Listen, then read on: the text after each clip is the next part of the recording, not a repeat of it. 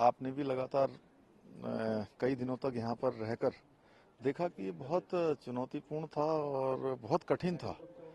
और कई बार ऐसा लगता था कि हम बहुत जल्दी जो है अपनी मंजिल तक पहुंच जाएंगे, मजदूर भाइयों को सबको बाहर निकाल लेंगे।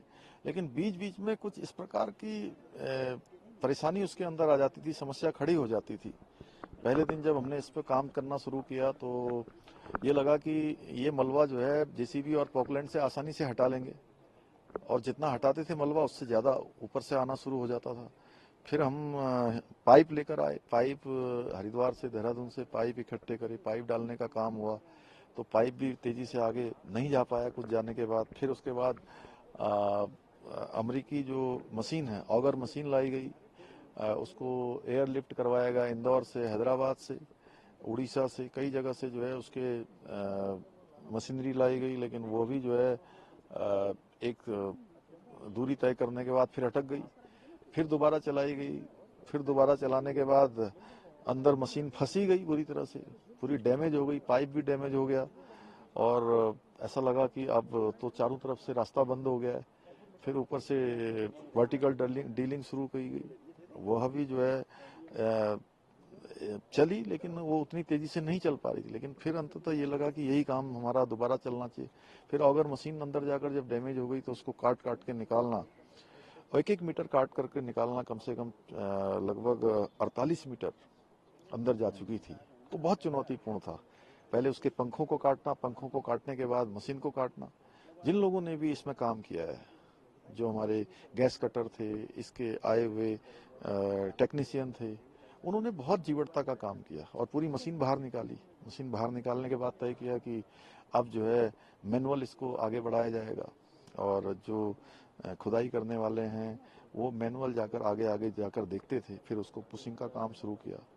तो बड़ा चुनौतीपूर्ण रहा, और इसमें काम करने वाले जिन जिन लोगों ने भी अपना योगदान दिया, मैं सबका धन्यवाद करता हूं। और विशेषकर से हमारे प्रधानमंत्री जी का, जिन्होंने मैंने कभी ऐसा सुना नहीं कि किसी प्रधानमंत्री जी ने किसी रेस्क्यू अभियान की एक दिन भी नागा किया हो, और एक से एक बारीकियों का उन्होंने जो है सूक्ष्म से सूक्ष्म जानकारी लेने के बाद उस पर कैसे काम किया जा सकता है, कैसे हम सबका प्रोत्साहन किया जा सकता है, पूरे लगे हुए जो विशेषज्ञ थे उनको किस प्रकार से प्रोत्साहित करना है, सारी चीजें उन्होंने हमको लगातार मार्गदर्शन किया।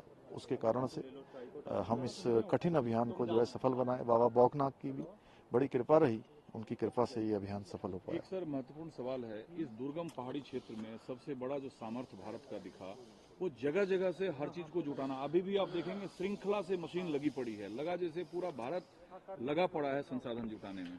देखिए, ये सब तभी संभव हो पाया जब हमारे आदरणीय प्रधानमंत्री नरेंद्र मोदी जी पूरे अभियान को रोज अपनी मतलब दिन के जो उनके कार्यक्रम होते हैं, उन कार्यक्रमों में एक उनका ये भी प्रमुख कार्यक्रम रहता होगा कि इस अभियान को रोज जो है मॉनिटर करना।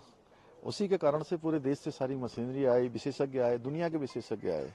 ये ये तभी संभव हो पाया कि हमारे इस दूरस्थ क्षेत्र में पहले भी आपदाएं आती थी, लेकिन इस प्रकार की चिंता, इस प्रकार का एक तरह से मॉनिटरिंग कभी देखने को नहीं मिली। उन्होंने इस बार प्रधानमंत्री के रूप में अलग, उन्होंने जैसे अपने परिवार में बच्चों का, अपने बेटे का, बेटियों का जिस प्रकार से माता पिता ख्याल रखते हैं, उस प्रकार से प्रधानमंत्री जी ने इस पूरे प्रकरण पूरी में जो दुनिया है। से तारीफ कर रहा है इस ऑपरेशन का। इस टनल का आगे भविष्य आप कैसे देखते हैं? और बतौर मुख्यमंत्री आपने कई विजिट किया, और कल तो कई घंटे आपने कैंप किया हुआ था वहां, जैसे अब रेस्क्यू बिना कराए आप जाएंगे नहीं।